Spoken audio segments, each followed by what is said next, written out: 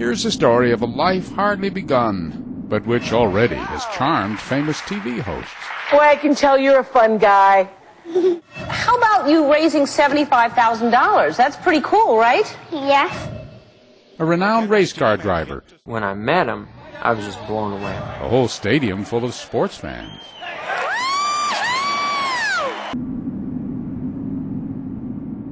It's also a life which wasn't expected to last a single day.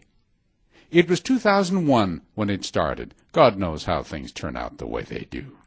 Tina and Mike McCaslin, native Californians, had recently moved to Texas, where Tina, after 2 years of marriage, got pregnant. 2 kids, 2 dogs, white picket fence. That was the plan. And then, a few months into it, the doctor did a sonogram. You could have heard a pin drop in there. He said, "You're really at risk right now that you're going to deliver this baby. And at 27 weeks, the chances of it surviving are very slim." The baby was not well positioned. He had dropped so low he was only visible on the sonogram from the pelvis up. Tina was put on immediate bed rest all day, every day, fingers crossed. And then at 34 weeks, during another sonogram. They said, "Okay, today's the day. We're delivering this baby." This is an emergency delivery.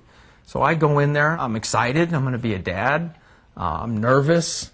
Cody McCaslin was delivered by cesarean section.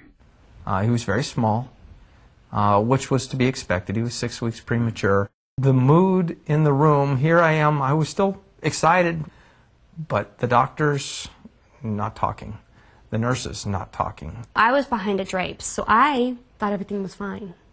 Cody was taken to the neonatal ICU, where the doctor gave Mike devastating news. Your son has a fatal disease, and you might as well prepare to say goodbye to him. He's not going to live for much longer. What was that like for you?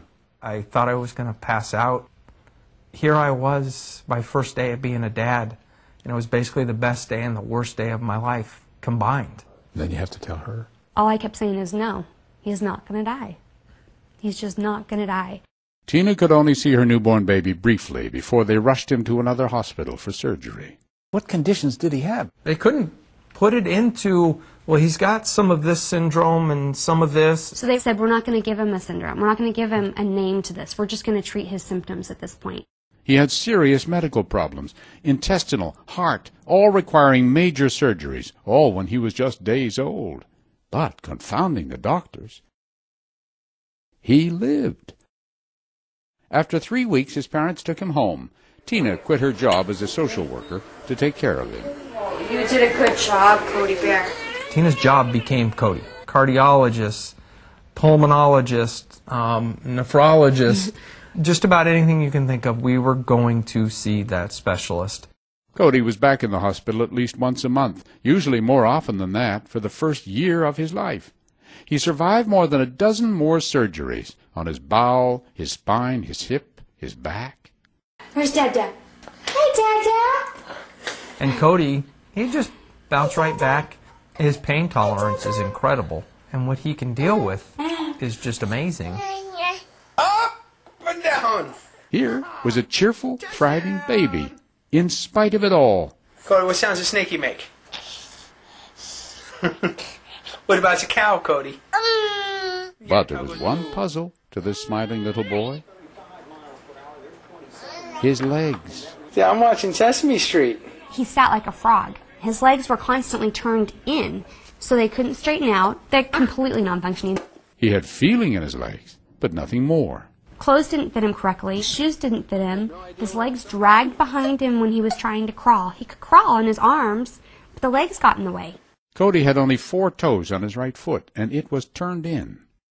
It was a year before his parents were given a diagnosis. It was a rare disease called sacral agenesis. A spontaneous gene mutation caused deformities in his lower spine. Cody's legs had no knee joints, nor tibia, the bone below the knee. Though the rest of him was finally healthy, the doctors told the McCaslins they had a choice to make, and neither option was good. Would you like the swing in? It's either put him in a wheelchair with the legs that were never going to work, or have his legs amputated and get him prosthetics.